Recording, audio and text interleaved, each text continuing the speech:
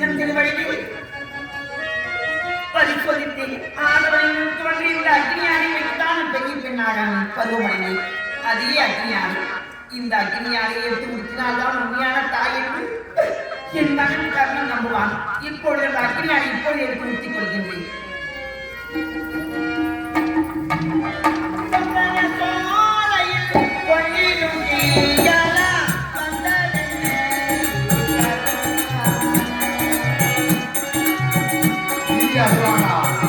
யார் என்ன செய்ய முடியும்?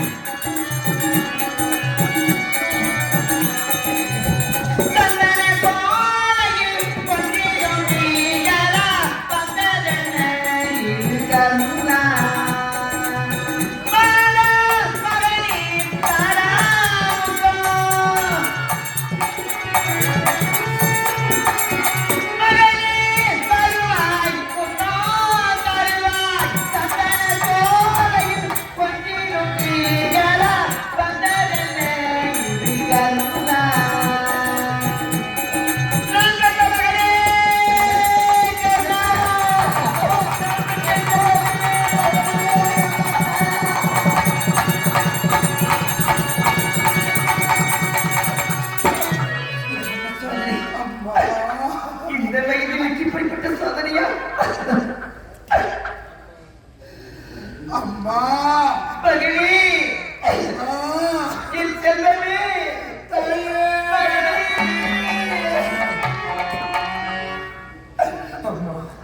என்னை பெற்றெடுத்து விட்டு எப்படி பெற்றில் வைத்து என்னை ஆக்கி விட்டீர்களே அம்மா. சத்திரிய குலத்திலே பிறந்தனோ இனி குலத்தோர் என்று எல்லோரும் என்னை கேவலமாக பேசினார்களே அம்மா. அம்மா சூத புத்திரன் என்று எல்லோரும் என்னை ஏளனமாக சொன்னார்களே அம்மா. அம்மா கேள்வத்தி மகன் என்று என்னை இழிவாக கேவலமாக எல்லோரும் பேசினார்களே அம்மா.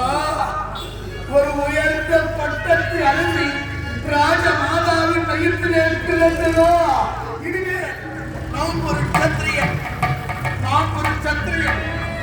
என்னை யாராகிலும் இடி குலத்தோர் என்று சொன்னால் அவர்கள் நாட்டை இழுத்து அறுத்திருந்தவர்களின் ஜாக்கிரதை.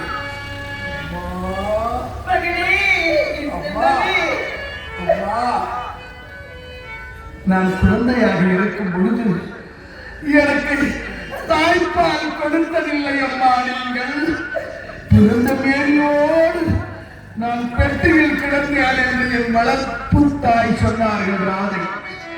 ஆனால் எந்த வயது முதிர்ந்த காலத்திலும் உங்கள் தலங்களில் இருந்து பால் சுரக்கிறது அம்மா. உண்மைதான் மகளே, உண்மைதான். அம்மா நீ குழந்தையாக இருந்தால் உன்னை வாரியாய்த்து மாற்றி அந்த அமிர்தத்தை அழுத சொல்லலாம். நீயும் பெரியவனாகிவிட்டால் உனக்கும் ஒரு குழந்தை இருக்கின்றது. இப்பொழுது அந்த அமிர்தத்தை அழுத வேண்டும் என்று ஆசைப்படுகிறாய் மகளே. அம்மா தாய்ப்பாலை அருந்த வயது வரம்பு தேவையில்லை அம்மா. என் தாயின் ஸ்தலங்களில் பால் சுரந்தார், அதை கறந்து கொடுத்தார். ஒரு சொட்டு தாய்ப்பாலை அருந்தினாலும் அது தேவாமிர்தமாக எனக்கு இணைக்கும் அம்மா. மகளே கண்ணா, நீ மட்டும் கவலைப்படாதே. சிறு வயதில் தாய்ப்பாலை அருந்த முடியாத நான் பாவியாகிவிட்டேன். இப்பொழுதாவது கொஞ்சம் ஒரு சொட்டு பால் அந்த அமுதத்தை கறந்து எனக்கு கொடுக்க கூடாதா அம்மா? மகளே கண்ணா, ஏன் தரக்கூடாது? ஒரு பொற்கிணத்தை கொண்டு வா, அந்த அமிர்தத்தை கறந்து அதை வைக்கின்றேன். ஒரு பொற்கிணத்தை கொண்டு வா. மகளே, இது பொற்கிணம் இருக்கு. அந்த பொற்கிணத்தை கறந்து வைக்கின்றேன். இந்த அமிர்தத்தை அருந்த வேண்டும் என்று ஆசைப்படுகின்றார். சென்று ஸ்தானப்பான முடித்து வந்து இந்த அமிர்தத்தை தனக்கெல்லாம் தானியெல்லாம் குணமெல்லாம் தேசப்பத்திலாம் கொடுக்க வேண்டிய மனம் வைக்க வேண்டும். அப்படி எந்த மனம் அழைத்த செல்லிப்பட்டை சேர்ந்த லட்சுமணன் என்று சொல்லக்கூடிய இருக்கிற ஐயா அவர்கள் இதை புதியாக நடிக்கக்கூடிய திருக்குணூர் அருகாம்புக்குடி கோரிக்கையை சேர்ந்த தனசேகரனை வாழ்த்து கூறி 50 ரூபாய் வாங்கி வைக்கின்றார். ஐயாவுடைய வாணி எல்லா வளமும் வெட்டி குற்று வாழ சுத்தமான வெளியிலேயே மறுக்கு ஆதிபரா பராசக்தி வேண்டி கேட்டுக்கொள்கின்றேன். மகள், இந்த அமிர்தத்தை அருந்தகின் தாயில் என்று கேட்கிறார். இப்போ இந்த பொற்கிணத்தில் அமிர்தத்தை தந்து வைக்கின்றேன்.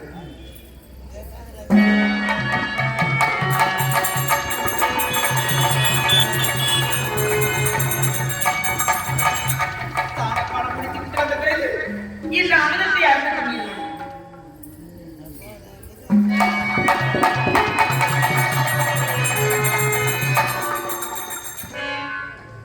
பார்த்தாயா, நான் அப்படியே குறைத்தேன். அந்த தீர்த்து கம்யூனிஸ்டுக்கு இதெல்லாம் செய்வாங்க. தாய்ப்பால் கொடுத்தா பிள்ளைக்கு வரத்தை விட்டு வரத்தை வாங்கி கொண்டு வரனா பாண்டவர்களை அடியோட அழிக்க இவன் முடிவு செய்திருக்கிறார். இப்பொழுது கரும்பும் அவதாரம் எடுத்து இந்த காலை நான் தட்டுகிறேன்.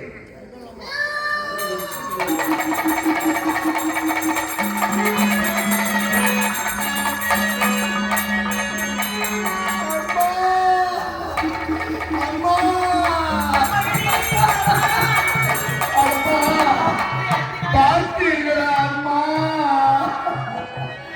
தவமாய் தவம் கிடந்து தாய்ப்பால் அருந்தலாம் என்று ஓடி வந்தேன்.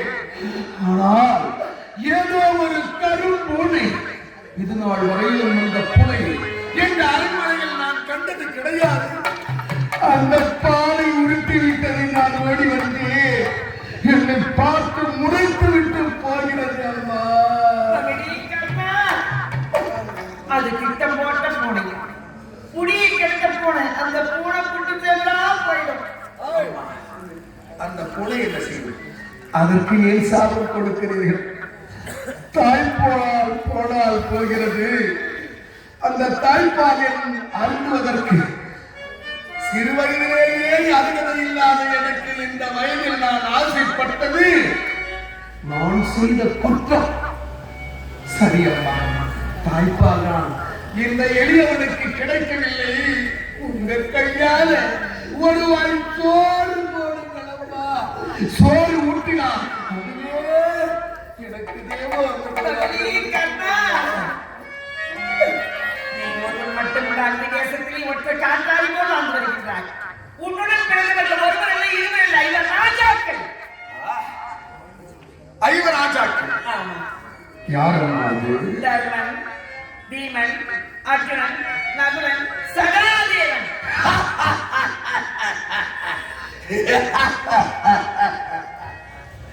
இந்த கண்ணன் இனிமேல் தனிப்பட்டவன் இல்லை. எனக்கு தம்பிமார்கள் 50. அப்போ பஞ்ச பாண்டவர்களுக்கு நான் மூத்தவனா? முதலிலே பிறந்தவனா?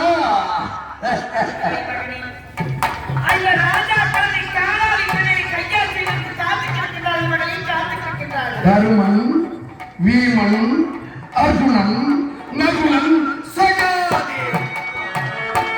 இனிமேல் யாரும் என்னை குறை சொல்ல முடியாது. இந்த கர்ணனுக்கும் தம்பிகள் இருக்கின்றார்கள். தம்பி உடையார் படைக்கு அஞ்சான் என்று சொல்லுவார்கள். உடன் பிறப்பு தோல் வலிமை என்று சொல்லுவார்கள். அப்படி இருக்க இனிமேல் எனக்கு எந்த குறையுமே இல்லை. 5 பேரோடு நீ ஒன்று சேர்ந்து ஆறாகிவிட்டால் என்ன? இந்த அகிலத்தையே வென்று விடலாம். மகனையே வென்று விடலாம். இந்த உலகத்தையே ஆளக்கூடிய பதவி உனக்கு காத்திருக்கின்றது மகனே. பாயப்படுந்தான் 5 சேர்ந்து ஆறாகிவிடலாம். நான் சொல்வதை கேள். என்ன 5 சேர்த்து ஆளாகி விடலாம் என்று சொல்லுகிறேன். என்னம்மா நீங்கள் இப்படி சொல்லலாமா? அவர்களின் தம்பிமார்கள்தான். ஆனால் இப்பொழுது அவர்கள் எனக்கு எதிரிகளாச்சு. அவர்களுக்கு நான் வரலாமா? வரலாமா? மகனே, அந்த படுபாவி துரியோதனன் பேச்சை கேட்காதே. பொறாமையே வடிவாக கொண்டவன், பொறாமைக்காரன், சூதுக்காரன், வஞ்சகக்காரன். அவன் பேச்சு கேட்காதே மகனே.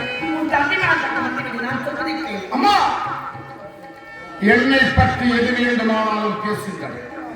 ஆனால் என் நண்பன் என் தம்பி துரியோதனை பற்றி வேறு யாராவது இந்நேரம் இப்படிப்பட்ட வார்த்தைகளை சொல்லி இருந்தார் அவர் நாட்டை இழுத்து இது துண்டாக வெட்டி காற்றுக்கு எரிந்திருப்பேன்.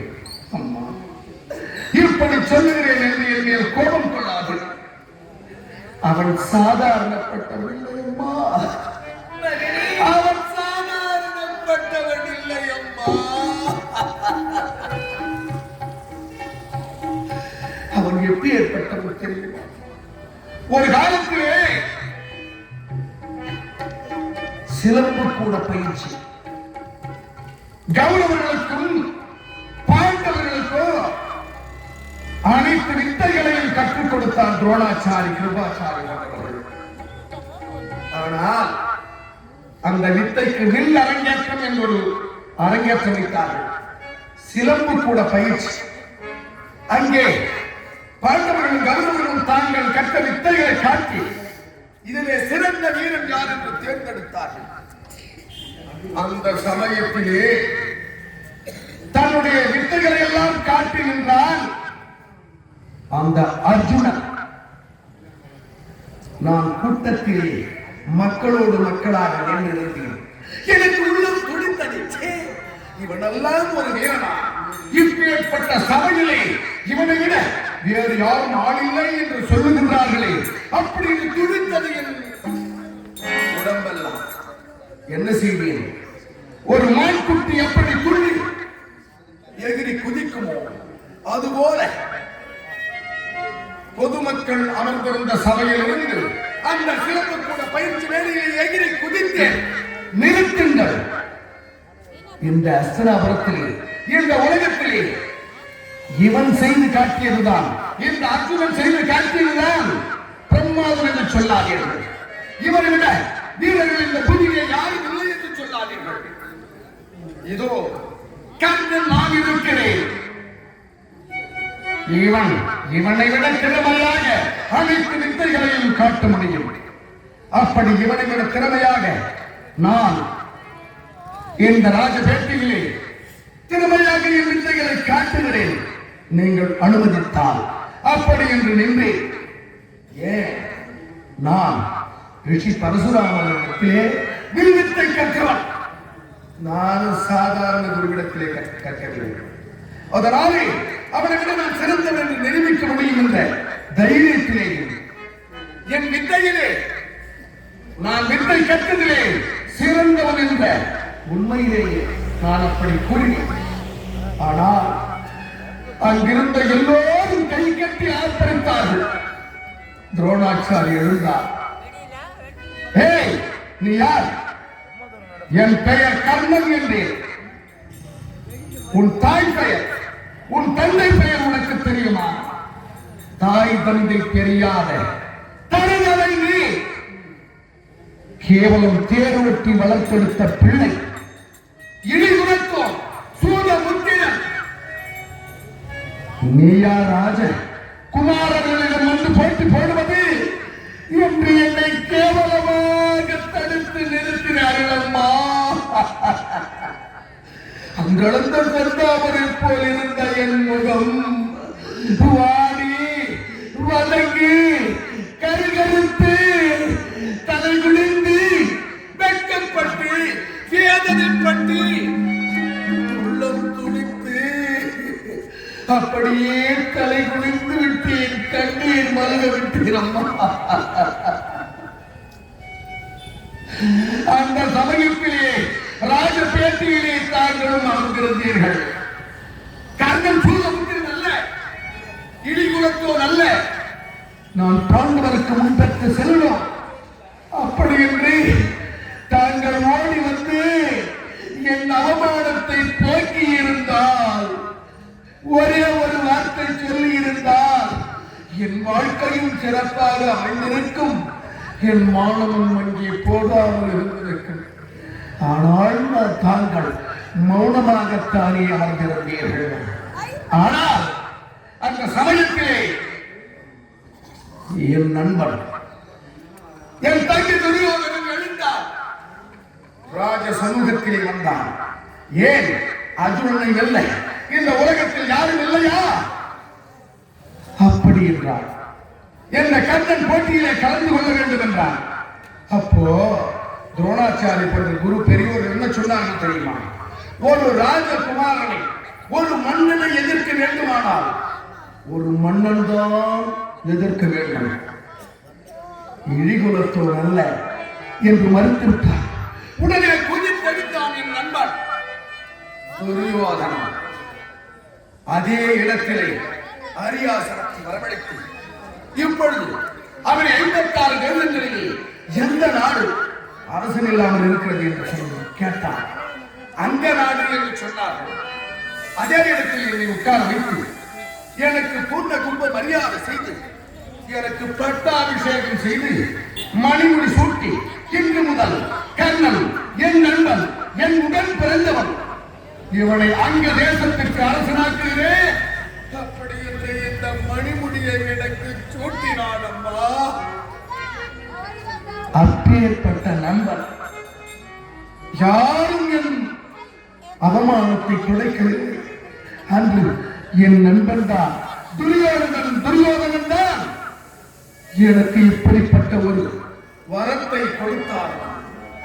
அப்பேற்பட்ட துரியோதனன் நட்டாற்று விட்டு என் தம்பிமார்கள் பக்கம் வர சொல்லுகின்றார்கள். இது நியாயமா? பொன் கொடுத்தான், பொன் கொடுத்தான், நாடு கொடுத்தான், நகை கொடுத்தான் என்று தெரிவிக்கின்றாயே. இந்த நாட்டை கொடுத்தவன் அவன்தான், இந்த உடலை கொடுத்தவன் அவன்தான், இந்த மணிமுடியை கொடுத்தவன் அவன்தான். நான் உயிர் வாழ்வதே அவனுக்காகத்தான். அப்படி இருக்க எப்படி அம்மா உங்கள் பேச்சை கேட்டு புனிதனை பிடிக்க எண்ணி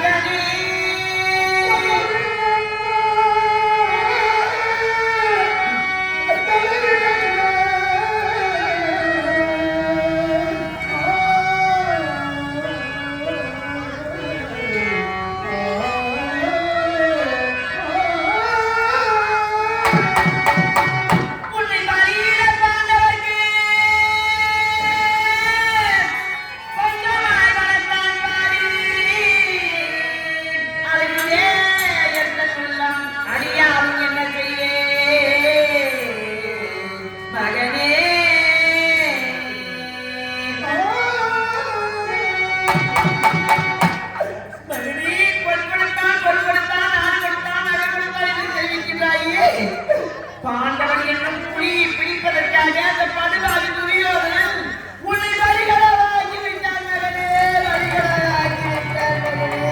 அம்மா, அப்படி அவனை சொல்லாதீர்கள் அம்மா. அவன் ஊருக்குத்தான் கட்டுது. எனக்கு நல்லவன் அம்மா, எனக்கு நல்லவன். இன்னவனில் யார் என்று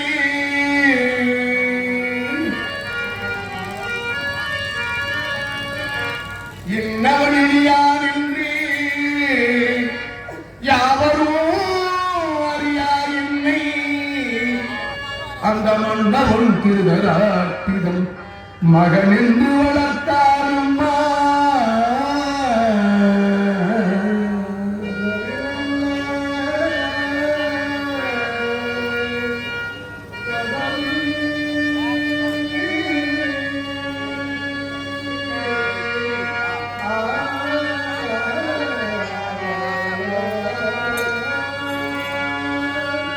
அம்மா,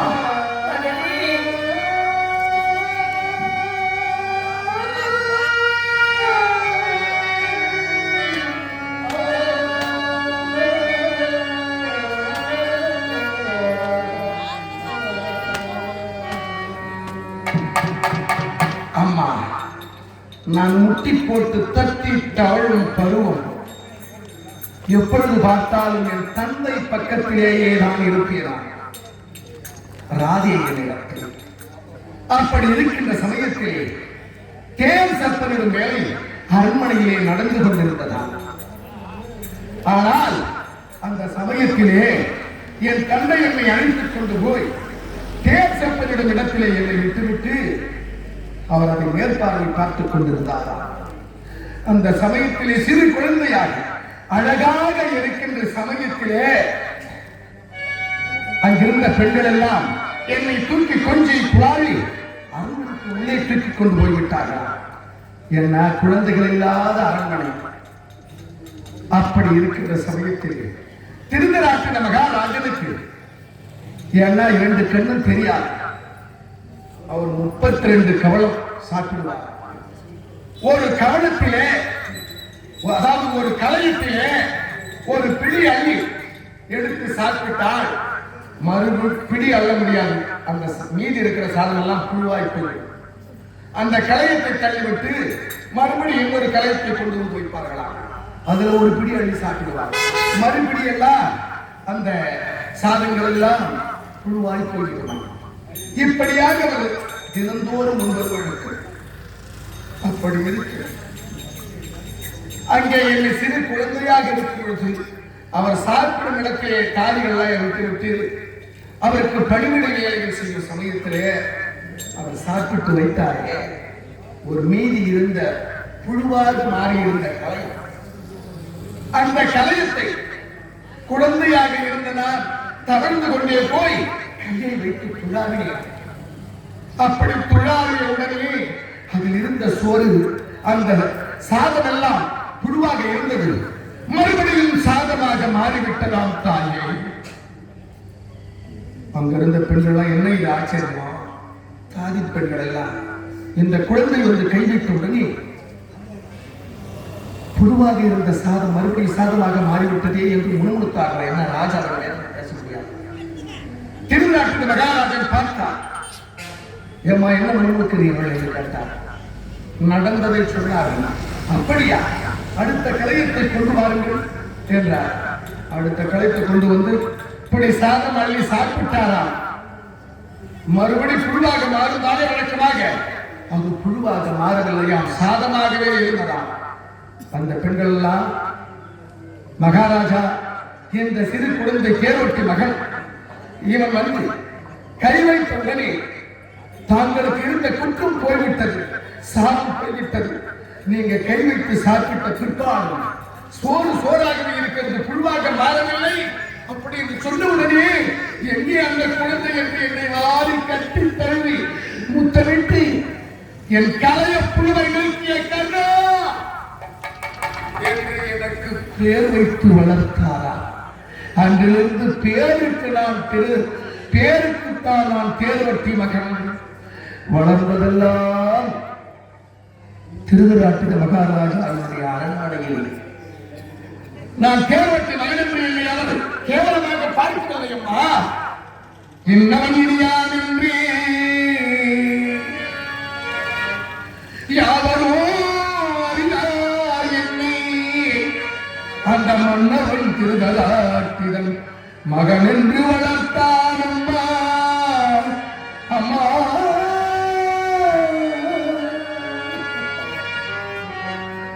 அப்படி அவருக்கு மகனாகவே வளர்ந்தேன்.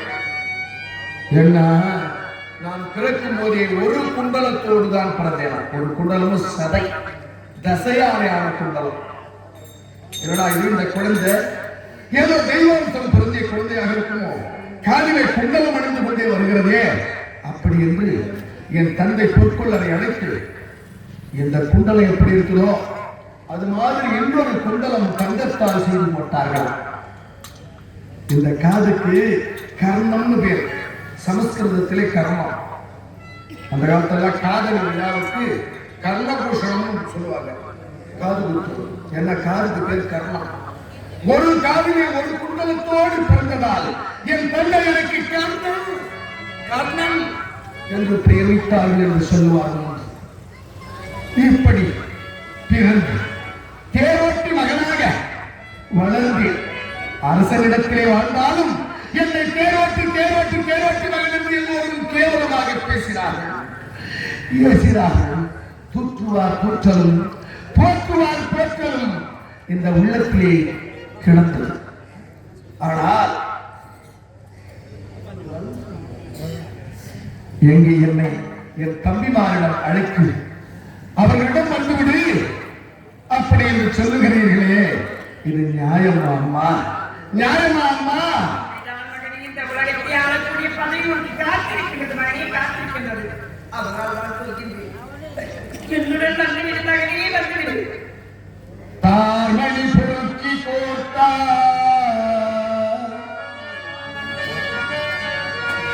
தார்மணி பொறுக்கி கோர்த்தா,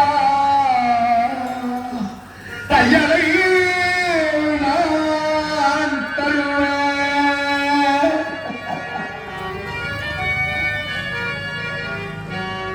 அம்மா, மகனே, என் நண்பன் துரியோதனை பற்றி உங்களுக்கு ஒன்றும் தெரியாது. அவன் ஒரு கொடூரன் என்றுதான் நீங்கள் அறிந்து கொண்டிருக்கின்றீர்களே தவிர அவன் எப்பேற்பட்ட உள்ளம் படைத்தவன் தெரியுமா? ஒரு சமயம் துரியோதனன் அந்த புறத்திற்கு யாருமே போக முடியாது. நான் ஒருவனை தவிர நான் துரியோதன அரண்மனையில் எங்கு வேண்டுமானாலும் சுதந்திரமாக போகலாம். ஏன்? அவ்வளவு மரியாதையும் அவ்வளவு பாசமும் என் மேல் வைத்திருந்தான், அதற்கு அனுமதி கொடுத்திருந்தான். ஒரு சமயம் நான் துரியோதனனை தேடிக்கொண்டு போனேன். ஆனால் துரியோதனன் அங்கே இல்லை. அவன் மனைவி பானுமதி இருந்தார். வாருங்கள், அமருங்கள் என்றார். துரியோதனன் எங்கே என்று கேட்டு, வேட்டைக்கு சென்றிருக்கிறார், சிறிது நேரத்திலே வந்து விடுவார் என்று சொன்னார். நான் என்ன சரி, அவன் வந்தது வருகிறேன் என்றேன். வேண்டாம், தாங்கள் சென்று விட்டீர்கள் என்று அவர் கேட்டார். என் மீதுதான் கோபப்படுவார், வந்தவரை உபசரிக்க வேண்டாமா என்று சொல்லுவார். அப்படி என்றார். கொஞ்ச நேரம் அமர்ந்தேன். அவன் வந்தபாடில்லை. சரி, நான் புறப்படுகிறேன் என்றேன். இல்லை, இது வந்து விடுவார், உங்களுக்கு நேரம் போனது தெரியாமல் கொஞ்ச நேரம் பாய்ச்சிகள் விளையாடலாம் என்றார். சரி, நானும் சரி என்று உட்கார்ந்தேன். அவள் வீட்டு வாயிலை பார்த்த வண்ணமாக அமர்ந்தாள். நான் வீட்டு உள்வாயப்படியை பார்ப்பதாக நான் அமர்ந்து பாய்ச்சியை விளையாடிக் கொண்டிருக்கிறோம். ஆனால் எல்லா ஆட்டிலும் அவளையே ஜெயித்துக் கொண்டிருக்கிறாள். நான் தோற்றுக் கொண்டே இருக்கிறேன் அம்மா, தோற்றுக் கொண்டே இருக்கிறேன். யாருமே ஸ்கூலில் தோக்கிறவனுக்கு வெறி வந்து கொண்டே இருக்கும். ஒரு பிள்ளை மாதிரி எனக்கும் அப்படிப்பட்ட வெறி வந்தது. இந்த பிள்ளையாவது நாம் சென்று விட வேண்டும், ஜெயித்து விட வேண்டும் என்ற ஆட்டத்தை கவனமாக ஆடினேன். நான் ஜெயிக்கும் தருவாய் திடீரென எழுந்தார் பானுமதி. எனக்கு கோபம் வந்துவிட்டது. ஏ பானுமதி, நான் ஜெயிக்கும் நேரத்திலே என்னை மறுபடியும் தோல்வியடை செய்யவே நீ எழுந்திருக்கிறாய். அப்படி என்று நான் என்ன செய்தேன் தெரியுமா? மாற்றான் மனைவி பானுமதி என்பதை மறந்து நான் எட்டி அவள் முகந்தலையை பிடித்தேன். ஆனால் அவள் ஏன் எழுந்திருக்கிறாள்? புருஷன் வந்து கொண்டிருக்கிறார். துரியோதனன் வாயிற்படியாக வந்து கொண்டிருக்கிறார். நான் அவனை என் முதலை காட்டிக் கொண்டிருக்கிறேன் அல்லவா? அவன் வந்தது எனக்கு தெரியாது. இவள் ஆட்டத்தை முடித்துக் கொள்ள வேண்டும், நம்மை தோற்க செய்ய வேண்டும் என்று எழுந்திருக்கிறாள், எழுந்து போகிறாள். அப்படி என்று அவளை எட்டி பிடித்தேன். முகந்தரை கிடைத்தது. அந்த முத்துக்கள் எல்லாம் பல பல பலவென்று அறுந்து கீழே விழுந்து விட்டது. அப்பொழுது என் உள்ளதே நடுங்கிற்று. என்னடா என்று தலை விழுந்து நிமிர்ந்து பார்த்தேன்.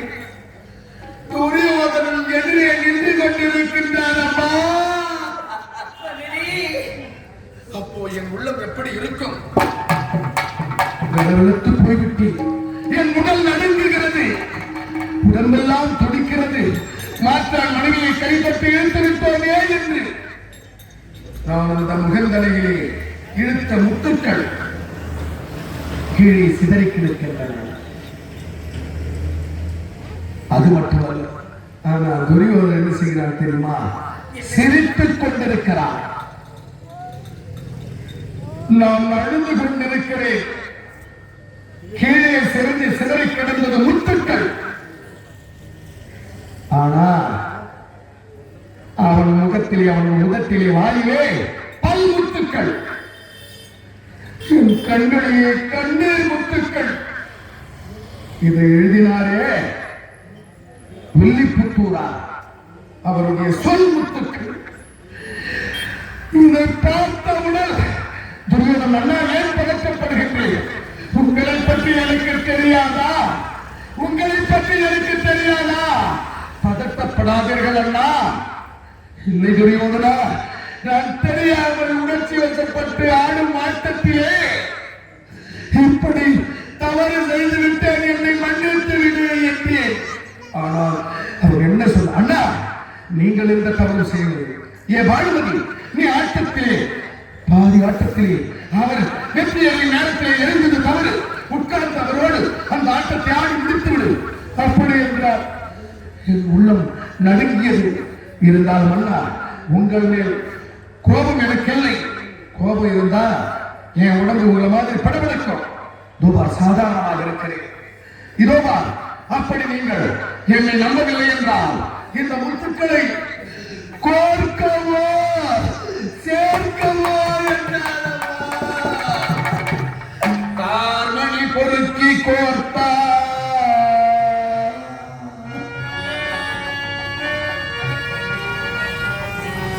அம்மா ஊசியை கொண்டு வந்து அந்த முத்துக்கள் எல்லாம் சர சர சர சர என்று கோர்த்தார். அப்பேற்பட்ட நண்பனாச்சே துரியோதனே, அவனை விட்டுவிட்டு உண்ட வீட்டுக்கு நண்டகம் செய்துவிட்டு உங்களுடன் வர வேண்டும் என்று சொல்லுகின்றீர்களே அம்மா. அப்படியானால் வர முடியாது என்று தெரிவிக்கின்றார். அம்மா, உலக மக்களுக்கு எல்லாம் வாரி வாரி வரக்கூடிய முழு வள்ளலாக இருக்கின்றார். உன் தாய்க்கு இரண்டு வரங்களை தருவாயடா என் செல்வமே, மகனே கர்ணா. அம்மா அம்மா, சரி, உங்களுடன் வந்தால் நான் உயிர் பிழைப்பேன். நீங்க தான் பெற்றோடு சொல்றீங்க. என் தந்தை யாருன்னு நீங்கள் சொல்லவே இல்லையா? இந்த ஜனங்கள்லாம் தெரிந்து கொள்ள வேண்டாம்.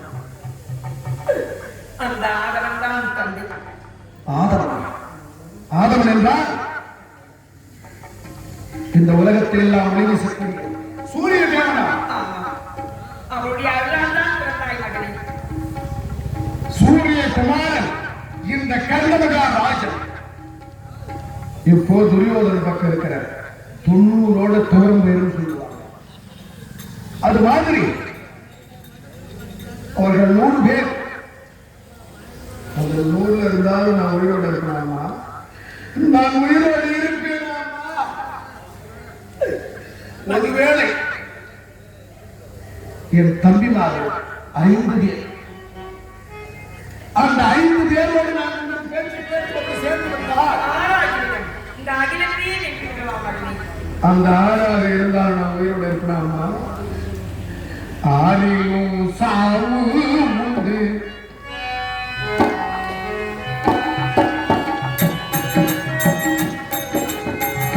ஆரிலும் சாவு உண்டு, மூரிலும் சாவு உண்டு, ஆரிலும் சாவு உண்டு.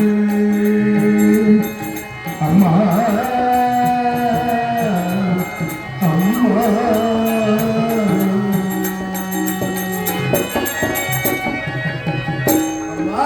மகனே, நான் சாக பிறந்தவன் அம்மா, வாழ பிறந்தவன் இல்லை அம்மா. சொல்லாத செல்வமே, அப்படி சொல்லாதே. துரியோதனனிடமிருந்து நான் இருந்தாலோ 100 பேரோடு இருந்தால் அந்த 100ல இருந்தாலும் சாவுதான். உன் பிள்ளைகளோடு 5 பேரோடு 6ஆம் சாவுதான். வரப்படியாது தெரிவிக்கிறாய் என் செல்வமே. முடியாதம்மா. மகனே, அதை தவிர வேறு எது கேட்டாலும் நான் தருவேன் அம்மா. உலக மக்களுக்கெல்லாம் வாய் வாய் வரக்கூடிய முழு வள்ளலாக இருக்கின்றார். உன் தாய்க்கு என்ன வரங்களை தருவாய் என் செல்வமே. ஊர் உலகத்துக்கெல்லாம் யார் எது கேட்டாலும் வாரி வாரி பொன் பொருளை கொடுத்த இந்த கண்ணாபிஷேகம் அந்த பொருள் எல்லாம் என்னுடையதா அம்மா? இல்லை, அது முழுக்க துரியோதனுடைய பொன் பொருள். ஆனால் நான் வள்ளல் என்ற பெயர் பட்டம் எடுக்க வேண்டும் என்பதற்காக உன் பொன் பொருள் எல்லாம் எனக்கு கொடுத்தார்கள். அப்பேற்பட்டவனோடு அவனுக்கு துரோகம் செய்துவிட்டு என்னை வரச் சொல்லுகின்றீர்களே, அது முடியாது. ஆனால் எல்லோருக்கும் தான தர்மம் செய்த நான் பெற்ற தாய்க்கு ஒன்றும் செய்ய மாட்டேனா? கண்டிப்பாக செய்வேன். நிச்சயமாக சத்தியமாக நீங்கள் கேட்டதை தருவேன். மகனே, முதல் வரம் என்ன வரம் தெரியுமா? சின்னஞ்சிறு வயதிலிருந்து ஒரு தியாகிகள். எப்பொழுது நிலநடுங்கத்திலே அந்த சிறப்பு கூட பயிற்சியிலே என்னை கேவலமாக பேசினாரோ அந்த அற்புதம் தான் எனக்கு எதிரி. அப்படி என்று என்னுடன் பிறந்த தம்பியை நாம் எதிரியாக நினைத்து இது நாள் வரையிலும் வாழ்ந்து வருகின்றேன் அம்மா. அர்ஜுனனை எப்பொழுது கொள்வேன் கொள்வேன் என்று என் உள்ளம் துடித்துக் கொண்டிருக்கின்றது அம்மா. நடக்கக்கூடிய யுத்தத்தில் நீ பாரதியம் செய்ய வேண்டும் என்றால் அர்ஜுனன் மீது மட்டும்தான் பாரதியம் செய்ய வேண்டும் என்றே மற்ற நாளும் மீது பாரதியம் செய்யக்கூடாது முதல் வரம். என்ன சொல்கின்றேன்? நடக்கப் போகும் பாரத யுத்தத்திலே உனக்கு எதிரிகள் உன் தம்பிமார்கள் 5 பேர், தர்மன், வீமன், நட்பன், நல்வன், சகாரியம். இந்த 5 பேரும் உனக்கு எதிரி இல்லை. உனக்கு எதிரி அர்ஜுனன் தான். ஆகியனாலே அர்ஜுனனை தவிர மற்ற யாரையும் சொல்லக்கூடாது. அப்படித்தான் இது முதல் வரம். யாராலும் சொந்த தம்பி என்று நினைத்தும் தம்பிமார்களை சொல்லுவார்கள். அர்ஜுனனை தவிர மற்ற நால்வரையும் சொல்ல மாட்டேன். என்ன வரம் தெரியுமா? மறுபடியும் வரலாம். அஸ்வசேனி சொல்லக்கிற நாடக்கணி வளர்த்து வருகிறோம். அந்த நாடக்கணி வருவதற்கு மேல் வருகிறோம்.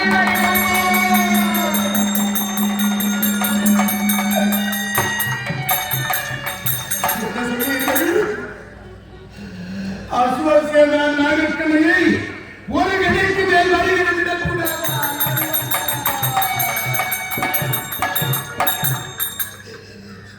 அம்மா, அம்மா, எப்படிப்பட்ட ஒரு வரத்தை கேட்டுவிட்டீர்களே அம்மா. அந்த துரியோதனன் என்னை மலை போல நம்பி இருக்கின்றான் அம்மா. என்னை மலை போல நம்பி இருக்கின்றான். ஏன் என்னிடம் அஸ்வசேனானால் அது எப்படி எனக்கு கிடைத்தது தெரியுமா? ஒரு காலத்தில் அர்ஜுனன் காண்ப வளத்தை எடுத்தானா அதில் அத்துணை உயிர்களும் இறந்து விட்டதா. ஒரு பாம்பு குடும்பமே இறந்து விட்டது. அந்த பாம்பு தன் வயிற்றிலே ஒரு குட்டியை சுமந்து கொண்டு குட்டியாவது காப்பாற்றி விடுவோம் என்று தீ தாண்டி எதிரி குடிக்கும் பொழுது அந்த அர்ஜுனன் பஞ்சமா பாறை வில்லை எடுத்து அந்த பாம்பை அடித்தானா. பாம்பு தீயிலே அடிபட்டு எரிந்து விழுந்து செத்து விட்டது. அந்த அம்பு போய் படும் பொழுது அது வயிறு வெடித்து அந்த நாகம் தீர்க்கு மறுபடியும் வந்து விழுந்து விட்டது. அந்த குட்டி மனதிலே ஒரு வஞ்சம் வைத்தது. அந்த அர்ஜுனன் நான் கொள்வேன். அர்ஜுனனுக்கு எதிரி யார் யார் யார் என்று கேட்டதா. உலகத்தில் உள்ளவர்களாயே அஸ்வசேனா நாகமே, அர்ஜுனனுக்கு எதிரி கர்ணன் தான், அவரிடம் போயிருந்தது என்றார்கள். அந்த அஸ்வசேனா நாகம் என்னிடம் வந்து மண்டியிட்டு கர்ணாபிஷாயா எல்லோருக்கும் கேட்டதை கொடுக்கின்றாயே, நான் கேட்டதை கொடுப்பாயா என்று கேட்டது. தருகிறேன் என்று உங்களுக்கு கொடுத்ததை போல அதுக்கு ஒரு வாக்கு கொடுத்தேன். என்னவென்று தெரியுமா? அது என்ன கேட்டது தெரியுமா? நான் அர்ஜுனனை கொள்வேன், அவனுக்கு எதிரி. அவனுக்கு எதிரி நீங்கள் என்று கேள்விப்பட்டேன். எதிரிக்கு எதிரி நண்பர். ஆகியனாலே உங்களிடம் அணுகுகிறேன், என்னை வளர்த்து வாருங்கள். அர்ஜுனனை எப்பொழுது கொல்ல வேண்டும் என்று உத்தரவு கொடுங்கள். உங்கள் கனவில் இருந்து நான் சென்றவனை கொன்றுவிட்டு வருகிறேன் என்று சூழ்நிலைத்து என்னிடமே தங்கிவிட்டது. என்று வந்ததோ அன்றிலிருந்து ஒரு நாளைக்கு 1000 குடம் பால் 1000 கரை பால் கொடுத்து அதை வளர்த்து வருகிறேன். அப்பேற்பட்ட அஸ்வசேனா நாகத்தை நாகம் என்னிடத்தில் இருப்பதனால் தான் துரியோதனன் என்னை மறைவால் நம்பி இருக்கிறார். அம்மா, அவன் குரு பெரியவர்களை நம்பவில்லை, தன் தம்பிமார்களை நம்பவில்லை, உடன்பிறவா சகோதரன் இந்த கண்ணனைத்தான் நம்பி இருக்கின்றான். அம்மா, அப்படி இருக்க இப்படிப்பட்ட ஒரு வளத்தை தாங்கள் கேட்கின்றீர்களே அம்மா. மகனே கர்ணா, அம்மா, நான் மகன் துரியோதனுடைய கூட்டத்தால் யாராவது பார்த்தா தவறாக நினைப்பாங்க. ஆமா, கொடுக்கிறேன். இன்னும் எனக்கும் ஒரு சந்தர்ப்பம் இருக்கிறது. ஒரு வீரன் ஒரு கணைக்கு மேல் மறுகணை எய்ய மாட்டான். அப்படி எய்தால் அவன் கோழை என்று சாஸ்திரம் சொல்லுகிறது. ஆகியனாலே நானும் ஒரு வீரன் பாரி. என் குருநாதன் இந்த உலகத்திலே யாராலும் வெல்ல முடியாத ரிஷி பரசுராமர் அவர் அருளியது இருக்கிறது. ஒரே கலியிலே அர்ஜுனனை கொல்லுவேன், நான் செய்த சபதத்தை நிறைவேற்றுவேன். அதனாலே பெற்ற தாய்க்கு மரத்தை கொடுப்பது போல் இருக்கும். கடைசி வரையிலும் தாய்க்கு தாய் சொல்லை காட்டாதவன் என்ற பெயரை எடுப்பேன். என் தாய் கேட்ட மரத்தையும் கொடுப்பேன், அர்ஜுனனையும் கொல்லுவேன். அம்மா, நீங்கள் இரண்டாவது கேட்ட வரம் என் தம்பி அர்ஜுனன் மேல் நான் ஒரு கலைக்கு மேல் மறுகளை விட மாட்டேன். இதுவே சத்தியம். அம்மா, நான் அன்றைய நேரமாகிவிட்டது மகன். இருந்தால் நான் சென்று வருகின்றேன். என் பிள்ளைகளை பார்த்து பகிர்ந்தேன். அம்மா, வந்த காரியம் முடிந்து விட்டது என்று பந்த காலை பிடுங்கிக் கொள்வது போல நீங்கள் இப்படி போகின்றீர்களே, இது நியாயமா? அம்மா, பெற்ற தாரியனுக்கு என்ன கொண்டு வந்தீங்களா?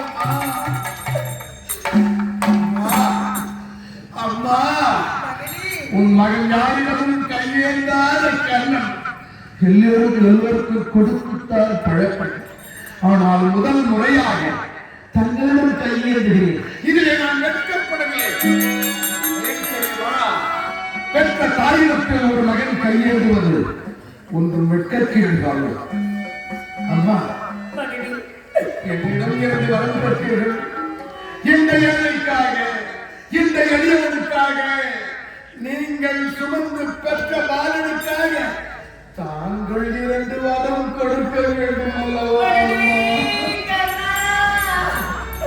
உலக மக்களுக்கெல்லாம் வாரி வாரி வழங்கக்கூடிய முழுவதும் நீ வந்து என்னிடத்தில் அம்மா எனக்கு இந்த வரங்களை தருவாய் என்று கேட்கிறாய். என் செல்வமே, நான் பெற்ற என் செல்வமே, இந்த வரங்கள் தான் நிச்சயமாக தருகின்றேன்.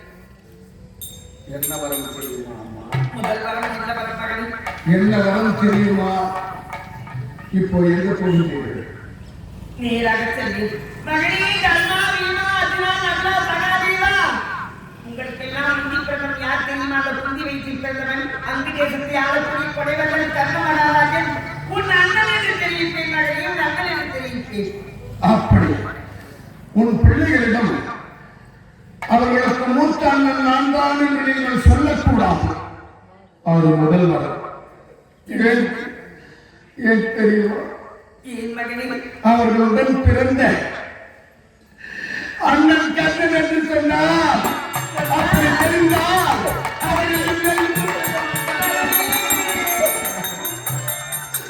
யுத்தம் செய்ய மாட்டார்கள். என் சத்தியம் பொய்த்தால் பொய்க்கட்டும், என் தம்பிமாரின் சத்தியம் பொய்க்கக்கூடாது. அம்மா, அன்று 60,000 மண்டலிகள், 30,000 ராஜநீதிகள் அமர்ந்திருக்கக்கூடிய, குரு பெரியவர்கள் அமர்ந்திருக்கக்கூடிய ராஜ பேட்டியிலே, ராஜ சபையிலே துரியோதனன் பாஞ்சாலியை துச்சாதனை இழுத்து வரச் செய்தார். ஏன்? பாண்டவர்கள் அடிமையாக இருக்கார். அந்த அடிமையின் அடிமை பாஞ்சாலி நமக்கு அடிமை என்று சபையிலே பாஞ்சாலி கொண்டு வரப்பட்டால், அப்போ பாண்டவர்கள் அடிமைக்கு மேலாடை, ஏன் மேலாடை அகற்றுங்கள் என்றார். துரியோதனன் எல்லோரும் மேலாளை அழைத்துவிட்டார். இவள் மனைவிதானே, இவள் மேலாளை அழைத்து அன்று அவள் இல்லத்துக்கு நாங்கள் புதுமலை புதுவிழாவுக்கு சென்ற சமயத்திலே கைப்பற்றி நான் இடரில் விழுந்ததை பார்த்து கைப்பற்றி அப்பனுக்குத்தான் கண்குரடு அவன் மகனுக்கு மதிக்குள்ளோ என்று கேவலமாக பேசினாள். அதை பழிவாங்க துரியோதனன் இவனுடைய மேலாளை அழைத்து அங்கு நான் அவமானப்பட்டது போல இவனும் அவமானப்பட வேண்டும் அப்படி என்று தன் தம்பியிடம் சொன்னான். துரியோதனன் அப்படி சொன்ன உடனே துச்சாதனன் பாஞ்சாலியின் சேலையை பிடித்து உருவி தள்ளினான். சோர்ந்து விழுந்தான் துச்சாதனன். அப்போ நான் என்ன சொன்னேன்? துச்சாதனா, ஏன் சோர்ந்து விடுகிறாய்? இன்னும் ஒரு சுற்று ஆடுதான் இருக்கிறது பாஞ்சாலி. அந்த ஆணையை நீ சீக்கிரம் எடுத்து உருவி தள்ளிவிடு, உரிந்து தள்ளிவிடு என்று. ஆனா பாண்டவர்கள் எல்லோரும் என்னை கோபம் கொண்டார்கள் அந்த சமயத்தில். அப்போதா பாஞ்சாலி அர்ஜுனன் ஒரு சபதம் செய்தான். அடே கண்ணா, எங்களை எவ்வளவு கேவலமாக பேச உன்னை ஒரு யுத்தம் என்று ஒன்று வந்தால் உன்னை கொல்லுவேன், கர்ணனை கொல்லுவேன் என்று சத்தியம் செய்தார். அவன் சத்தியம் பொய்க்க கூடாது. பாஞ்சாலியின் சேலையை உரிய சொல்ல என் சத்தியம் பொய்த்து போனால் பாண்டவர்களின் தம்பிமார்கள் சிறப்பாக வாழ வேண்டும். நீங்க போய் உன் அண்ணன் தான் கண்ணன் என்று சொன்னால் அவங்க என்ன நினைப்பார்கள்? என்னிடம் சண்டைக்கு வரமாட்டார்கள். இது ஒரு வாரம். சூரியகுமார் சூரியனுக்கும் ராஜராஜா குந்திக்கும் பிறந்தவன் தான் இந்த கண்ணன். அப்படி என்று உங்களுக்கும் எனக்கும் தெரியும். அடுத்தது கிருஷ்ணமூர்த்தி கிருஷ்ண பகவானுக்கு தான் தெரியும். அப்படித்தானே மக்கள் யாருக்கும் தெரியாது. இது தெரியாத விஷயம் தெரியாமலே இருக்கட்டும். ஒருவேளை நடக்கப் போகும் பாரத யுத்தத்திலே என் தம்பி அர்ஜுனன் வாழப்பட்டு நான் போர்க்களத்திலே மாட்டி போனேனானா, போர்க்களத்திலே மடிந்து பூமியில் விழுந்தேனானா, அந்த போர்க்களத்திற்கு தாங்கள் வர வேண்டும். வந்து இறந்து கிடக்கும் என் உடலை அந்த சடலத்தை மடி மீது எடுத்து வைத்து நான் பெற்ற மகனே கண்டா, நான் பெற்ற மகனே கண்டா அப்படி என்று மடி மீது வைத்து அழ வேண்டும். இந்த உலகத்தில் உள்ள மக்கள் எல்லாம் குந்தி பெற்ற புத்திரன் கண்ணன் என்று உணர வேண்டும்.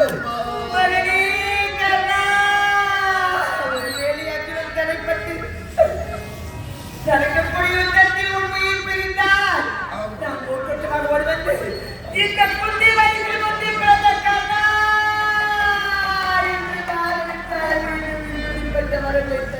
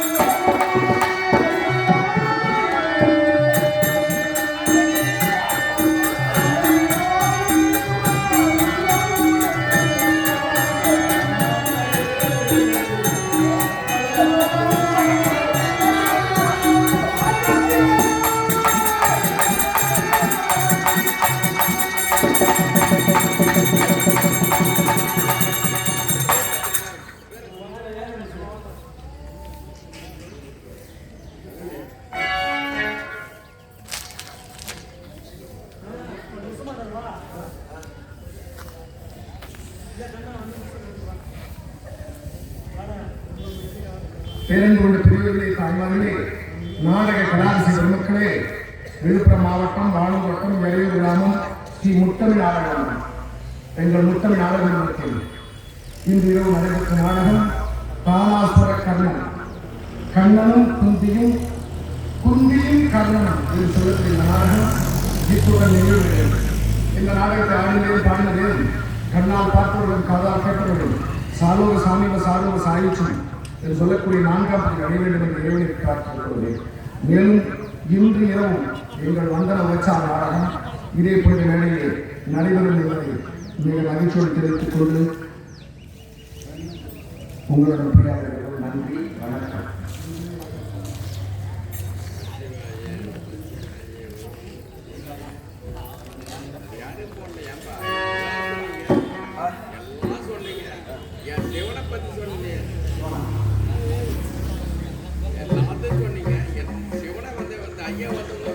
உலகெல்லாம் உணர்ந்தோதற்கரியவன் நிலவுலாவிய நீர்மலைவேணியன் அழகில் சோதியன் நம்மளுத்தாடுவான் மலர் சிலம்படி வாழ்த்தி வணங்குவான். அந்த சிவபெருமானுடைய கருணையினாலே அவருடைய திருக்குமாரனாக விளங்கக்கூடிய வள்ளி தேவசேனா சமேத முருகப்பெருமான் அவருடைய கருணையினாலே இன்று இரவு நாடகம் இறுதியை நடைபெற்றது. மறுபடியும் இன்று இரவு எங்களுடைய நாடகம் நடைபெறும் என்பதை மகிழ்ச்சியோடு தெரிவித்துக் கொள்கிறோம். நன்றி, வணக்கம்.